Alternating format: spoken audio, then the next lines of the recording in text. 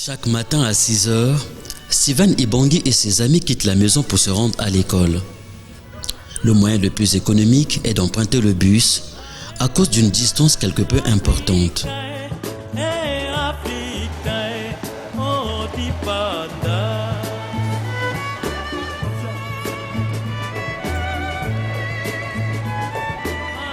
Steve, comme l'appellent ses amis, emprunte parfois le taxi à moindre frais qui le dépose juste à l'amphi 600.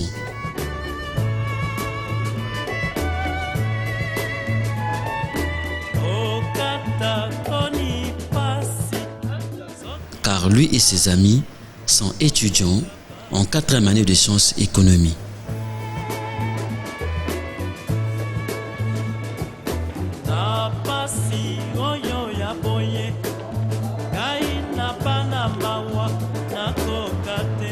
Une fois les cours terminés, Steve se rend ensuite dans la vallée des Eucalyptus, située derrière le bâtiment du ministère des Affaires étrangères.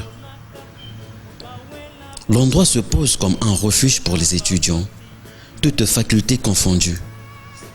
Un endroit idéal pour la lecture qui facilite la compréhension des cours, grâce au calme qui y règne et l'air pur qui s'y côtoie, venant fraîchement des Eucalyptus. Ici, on est derrière le ministère des Affaires étrangères, là où j'ai l'habitude de venir faire ma lecture après mes cours à la fac. Vous pouvez vous voir, derrière moi, il y a des étudiants qui sont en train de lire. On peut dire que c'est comme un refuge pour les étudiants, quoi. Dès qu'on finit de faire cours, ou bien lorsqu'on est à la veille des examens, ou venir se préparer pour être plus concentré, on a l'habitude de venir ici. Il n'y a pas que moi, il n'y a pas que moi qui fais ça. Il y a pas mal des étudiants qui sont ici, qui viennent lire ici ensemble avec moi. Il y a tout le monde ici là. Il y a ceux de médecine, ceux de l'économie, ceux de droit, tout le monde. On peut dire que c'est un repère des étudiants, quoi. Après le temps d'une lecture intense, fraîchement acquise à sa cause, le jeune Steve, âgé de 26 ans, rentre chez lui pour se reposer. Il finit à la fac, soit à 13 h, au moins 1 heure de temps de pause, et au moins 2 heures de lecture. Il arrive à la maison soit à 16 h, 17 h, il se repose un peu, et jusqu'à 18 h pour commencer avec son activité. Et dès que je finis de faire ma lecture, je rentre chez moi pour me reposer, pour attendre 18 h comme je l'avais dit, 18 h, 18 h 30, pour commencer à exercer mon commerce.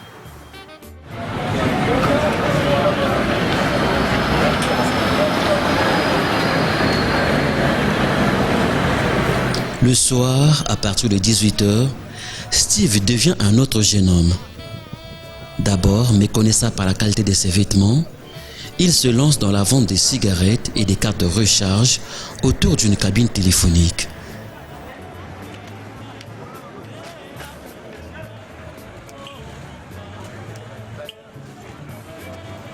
Une cabine qu'il gère jusqu'à des heures tardives, 23 h, minuit ou encore 1 h du matin.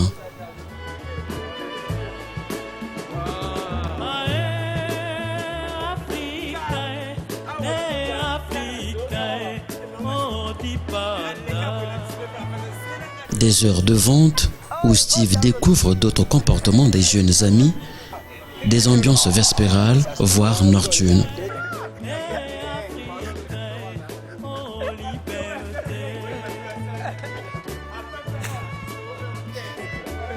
Et qui finissent par devenir ses clients, achetant cigarettes et cartes de recharge ou sollicitent directement des transferts de crédit. Cette activité, Steve l'a démarrée depuis 2014 avec l'aide de la bourse universitaire.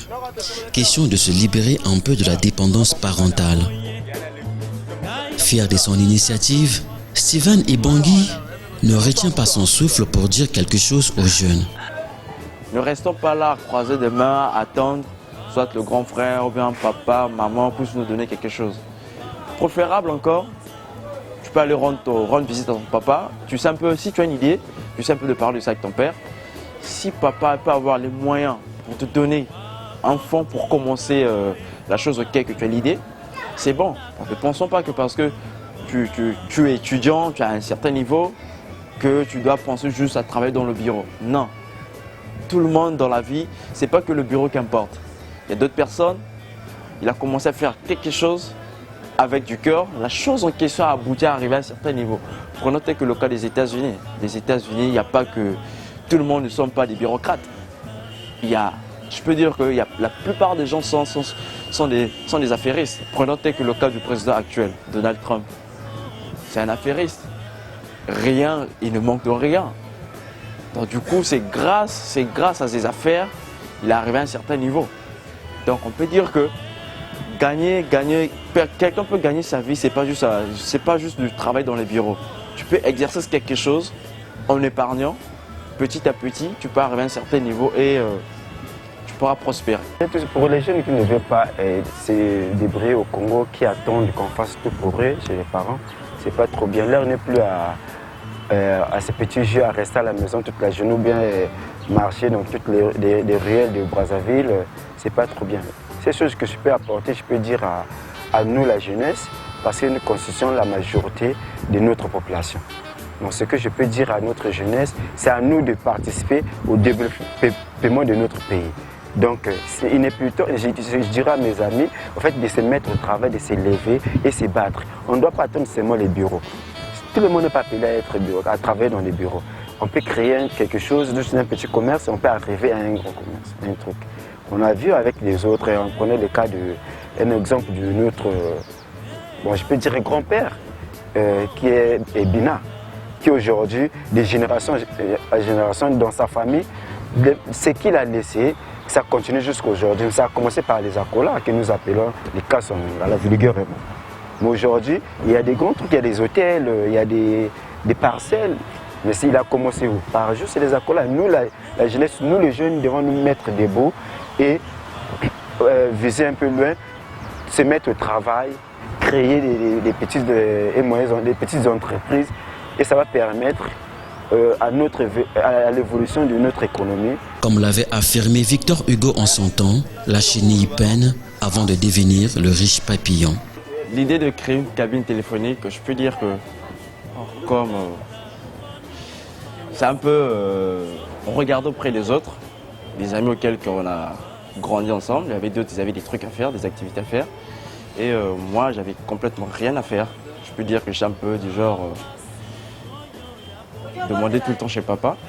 Et il fallait au moins chercher à devenir un peu indépendant en créant au moins quelque chose auquel que je ne pourrais plus déranger les parents tout le temps. D'où l'idée m'est venue d'essayer un peu de créer une cabine téléphonique. C'est en 2014.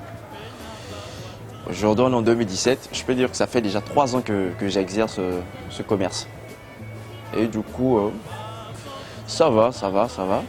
Certes qu'il y a un peu de difficultés qu'on croise en chemin, mais ça va. La première chose que je fais avec ce revenu, c'est d'abord occuper d'abord de moi-même. Dans quel sens? Parce qu'à la fac, il y a beaucoup de choses à faire. Il y a des photocopies, il y a des documents à acheter. Donc la première des choses, c'est d'abord pour ça. Je fais mes photocopies, j'achète mes documents. Et cet argent-ci me permet aussi de payer mes déplacements, d'essayer de me nourrir à la fac, d'essayer de me vêtir.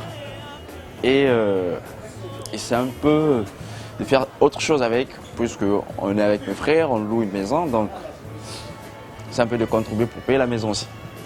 L'exemple de Steven Ibangui en dit long.